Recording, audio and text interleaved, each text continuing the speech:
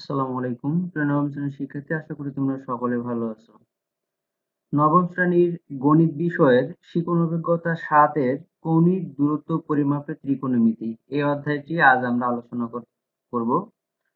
তো এই অধ্যায়ে যে বিষয়গুলো তোমরা শিখতে পারবা সেই বিষয়গুলোর মধ্যে প্রথমে আছে ত্রিকোণমিতিক কোণের ধারণা, প্রয়োজনীয়তা এবং পরিমাপের কৌশল, জ্যামিতিক কোণ এবং ত্রিকোণমিতিক কোণের মধ্যে পার্থক্য, ত্রিকোণমিতিক কোণের আদর্শ অবস্থান এবং তার সাপেক্ষে কোণের পরিমাপ, কোটার্মিনাল কোণ, কোয়াড্রেন্ট কোণ, কোয়াড্রেন্টাল কোণের ধারণা ও পরিমাপ, আদর্শ অবস্থানে ত্রিকোণমিতিক অনুপাত, বিভিন্ন কোণের ত্রিকোণমিতিক অনুপাতের মধ্যে আন্তঃসম্পর্ক, ত্রিকোণমিতি ও স্থানাঙ্ক জ্যামিতির আন্তঃসম্পর্ক, কোণ এর রেডিয়ান পরিমাপ এবং ডিগ্রি ও রেডিয়ানের সম্পর্ক।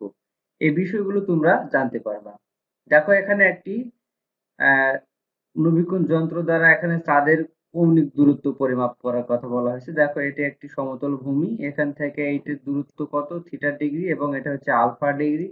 এখানে একটা থিটা মাইনাস আলফা, এই দুটোর মধ্যে ব্যবধান দেখানো হয়েছে।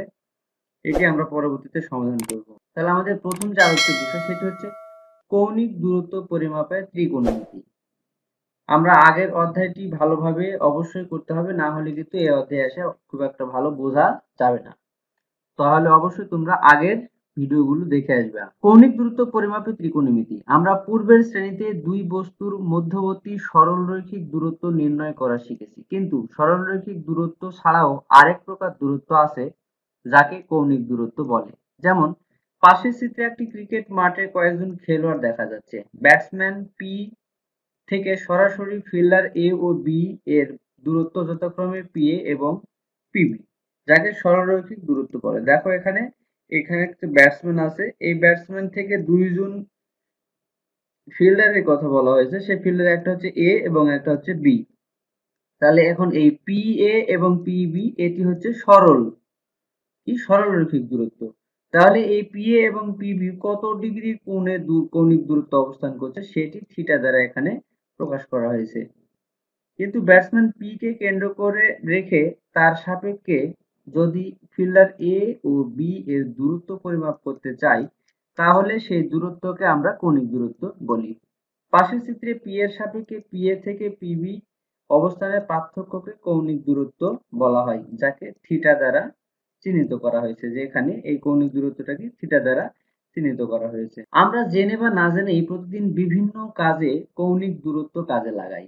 যেমন ক্রিকেট খেলায় একজন ব্যাটসম্যান ফিল্ডারের কৌণিক দূরত্ব মাথায় রেখে বলে আঘাত করেন এবং রান করেন। অর্থাৎ ক্রিকেট যারা খেলে, যারা ব্যাট করে, তারা কিভাবে আঘাত করে, যেখানে ফিল্ডার নেই সেদিক দিয়ে বল দেওয়ার চেষ্টা করে।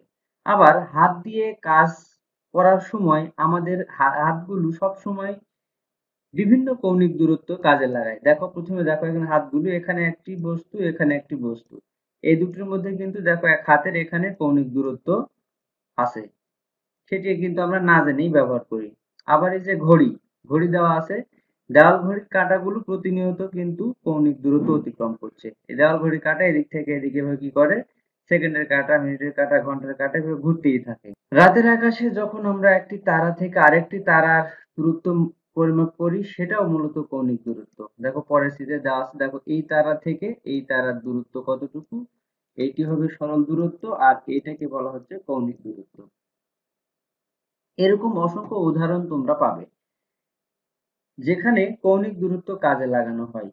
কোণ পরিমাপের মাধ্যমে আমরা অনেক দূরবর্তী বস্তুর অবস্থান সম্বন্ধে জানতে পারি এবং তাদের আকার, ঘূর্ণনের বৈশিষ্ট্য ইত্যাদি নির্ণয় করতে পারি।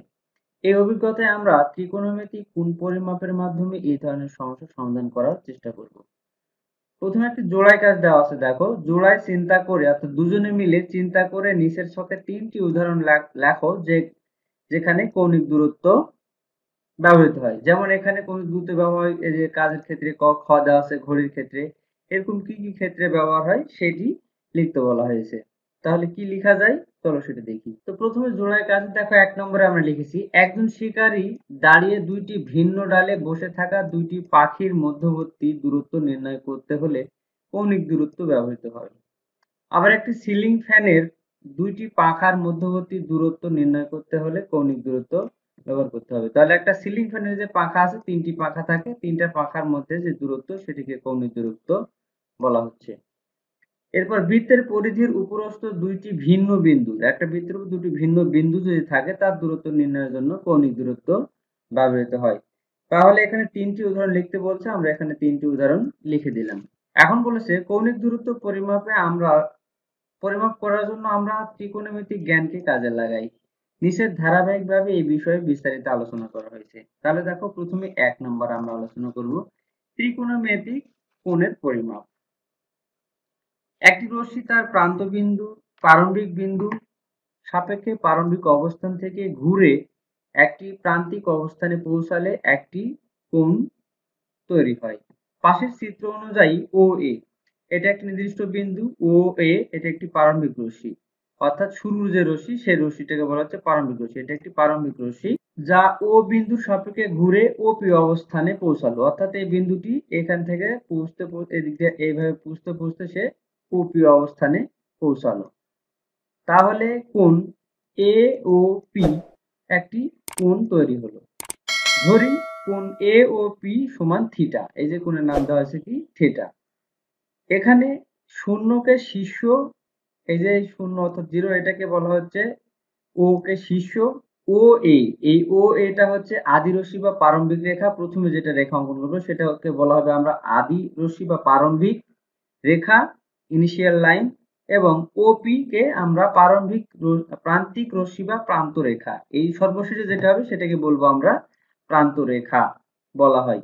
তাহলে দেখো, এই তিনটি সবকিছু কিন্তু নামকরণ করা হয়ে গেল। এখানে ও এ হচ্ছে প্রারম্ভিক রেখা আর ওপি হচ্ছে প্রান্তিক রেখা, মানে সর্বশেষে যে রেখা বা প্রান্ত রেখা।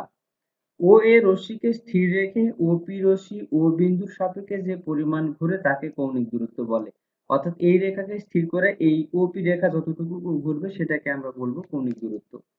অর্থাৎ থিটা হলো কৌণিক দূরত্ব। কৌণিক দূরত্ব পরিমাপের ক্ষেত্রে খুবই গুরুত্বপূর্ণ ভূমিকা পালন করে।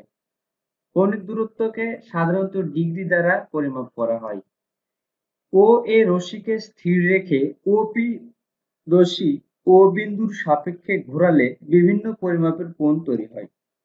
শুরুতেই যখন ওপি রশ্মি ও এ রশ্মির উপর সমপতিত থাকে তখন কোণটি হবে 0 ডিগ্রি। অর্থাৎ সমপতিত বলতে একটি রেখার উপর আরেকটি রেখা, তাহলে ও এর উপর যদি আরেকটা রেখা ওপি রেখা ও এর উপর থাকে, বরাবর থাকে, তাহলে সেটার কত ডিগ্রি হবে? 0 ডিগ্রি হবে। তারপর যত বাড়বে তত ডিগ্রি কিন্তু বাড়তে থাকবে। যদি ওপি রশ্মি ও বিন্দুর সাপেক্ষে একবার ঘুরে এসে আবার ও এ রশ্মির উপর সমপতিত হয় তখন কোণটি হবে 360 ডিগ্রি। অর্থাৎ এই ওপি রশ্মিটা যদি এইভাবে ঘুরতে আসে আবার এদিকে এসে ও এর উপর সমাপতিত হয় তাহলে কিন্তু এখানে 360 ডিগ্রি কোণ উৎপন্ন হবে। অর্থাৎ একটি পূর্ণ ঘূর্ণনকে আমরা 360 দ্বারা ভাগ করলে যে কৌণিক দূরত্ব হয় তাকে 1 ডিগ্রি ধরা হয়। কত ধরা হয়? 1 ডিগ্রি। অর্থাৎ 360 ডিগ্রি যেই ঘুরে সেই ঘূর্ণনটাকে 360 দ্বারা ভাগ করলে যে কৌণিক দূরত্ব পাওয়া যাবে সেটাকে আমরা ধরবো কত? 1 ডিগ্রি। তাহলে 1 ডিগ্রিকে 60 দ্বারা ভাগ করলে যে কৌণিক দূরত্ব হয় তাকে 1 মিনিট, এই যে এখানে 1 প্রাইম দেওয়া আছে, একটি টান দেওয়া আছে, এটাকে আমরা প্রাইম বলবো। তাহলে এই একটা টান যদি থাকে সেটাকে আমরা মিনিট হিসেবে ধরে নেব। তাহলে 1 মিনিট ধরা হয়। অর্থাৎ 1 মিনিট সমান 1/60 গুণ 1 ডিগ্রি। আবার 1 মিনিটকে 60 ভাগ করলে যে কৌণিক দূরত্ব পাবো সেটাকে আমরা 1 সেকেন্ড ধরবো। যে ডাবল যখন টাইম থাকবে সেটাকে আমরা সেকেন্ড ধরে নিব। তাহলে দেখো, 1 ডিগ্রিকে 60 দ্বারা ভাগ করলে যেটা পাবো সেটা হবে 1 মিনিট। আবার 1 মিনিটকে যদি আমরা আরো 60 দ্বারা ভাগ করি তাহলে সেটাকে পাবো আমরা সেকেন্ড। তাহলে 1 ডিগ্রিতে সরাসরি যদি সেকেন্ডে ভাগ করি তাহলে কত পাবো? এই যে এখানে লেখা আছে 1/3600 গুণ 1 ডিগ্রি। এখন দেখো, তুমি কি লক্ষ্য করেছো তোমাদের বাসার দেওয়াল ঘড়ি বা দেওয়ালে টেবিল ঘড়ি অথবা তোমার শিক্ষা প্রতিষ্ঠানের দেওয়াল ঘড়ির কাঁটাগুলো অনবরত ঘুরছে। কাঁটাগুলো বারবার 12টার উপর ঘুরে আসছে। যদি ঘড়ির কেন্দ্র থেকে 12 এর দিকে একটি প্রারম্ভিক রশ্মি কল্পনা করা হয়, অর্থাৎ এখান থেকে এই ঘড়ির কাঁটা থেকে যদি 12 এর দিকে এখানে একটা প্রারম্ভিক রশ্মি কল্পনা করা হয় সেটি বলা হয়েছে, তাহলে এই কাঁটাগুলোর কতটা কৌণিক দূরত্ব অতিক্রম করেছে তুমি কি বলতে পারবে? কাঁটাগুলো একবার ঘুরে 12টার উপর আসলে 360 ডিগ্রি কৌণিক দূরত্ব অতিক্রম করে। অর্থাৎ এই সেকেন্ডের কাঁটা বা মিনিটের কাঁটা যেভাবে হোক যদি এভাবে একবার ঘুরে আবার এই কাঁটার উপর আসে তখন কিন্তু হবে 360 ডিগ্রি। আরেকবার একটি ঘূর্ণন সম্পূর্ণ করলে আরো 360 ডিগ্রি। এইভাবে কিন্তু সারাদিন প্রতিনিয়ত ঘুরতেই থাকে। তাহলে দুইবার সম্পূর্ণ করলে 772 ডিগ্রি দূরত্ব অতিক্রম করে। এভাবে প্রতিটি পূর্ণ ঘূর্ণন সম্পূর্ণ করলে 360 ডিগ্রি যোগ হবে। সুতরাং আমরা দেখতে পারছি কৌণিক দূরত্বের ক্ষেত্রে কোণের পরিমাপ 360 ডিগ্রি এর বেশি হতে পারে। অর্থাৎ ত্রিকোণমিতিক কোণ 360 ডিগ্রি এর বেশিও হতে পারে। যেটা আমরা পরিমাপের যে কোণ সাধারণ কোণ জানি সেটা 360 ডিগ্রি বেশি হয় না, কিন্তু ত্রিকোণমিতিক কোণ অবশ্যই 360 ডিগ্রি বেশি হয়। দেখো এখানে একটি জোড়ায় কাজ দেওয়া আছে। এই জোড়ায় কাজ দিয়ে আজকের টিউটোরিয়াল আমি শেষ করব। জোড়ায় কাজ পাশের চিত্রে পৃথিবীর কেন্দ্র থেকে এ ও বি দুইটি স্থানের কৌণিক দূরত্ব 15 ডিগ্রি। দেখো এখানে দেওয়া আছে একটি কৌণিক দূরত্ব ও এ এবং ও বি। এটা যদি আমি ও ধরি তাহলে ও এ এবং ও বি এই দুটি রেখা এক বিন্দু থেকে উৎপন্ন হয়েছে যে দুই দিকে গেছে 15 ডিগ্রি। স্থান দুইটির কৌণিক দূরত্বকে সেকেন্ডে প্রকাশ করো। তাহলে এখানে সেকেন্ডে প্রকাশ করে এই ঘরে লিখতে বলছে। দেখো কত ডিগ্রি কোণ উৎপন্ন করছে ও এ এবং ও বি 15 ডিগ্রি। তাহলে আমরা 1 ডিগ্রি সমান কত জানলাম, এখানে দেখে আসলাম যে 1 ডিগ্রি সমান কত, এই যে 1 ডিগ্রি উৎপন্ন হয় কত 1/60 মিনিট থেকে এখানে আমাকে সেকেন্ডে প্রকাশ করতে হবে। তাহলে আমরা পরপর কাজটি করব, প্রথমে মিনিটে প্রকাশ করব তারপর করব সেকেন্ডে। চলো কাজটি দেখি। তো দেখো দেওয়া ছিল যে 15 ডিগ্রি সমান কত সেকেন্ড। তাহলে আমরা জানি 1 ডিগ্রি সমান সমান কত 60 মিনিট। এই যে একটা প্রাইম মানে এটাকে আমরা মিনিট ধরবো 60 মিনিট। তাহলে 15 ডিগ্রি সমান কত হবে 60 গুণ 15 করলে পাবো 6 15 90, তাহলে 900 মিনিট।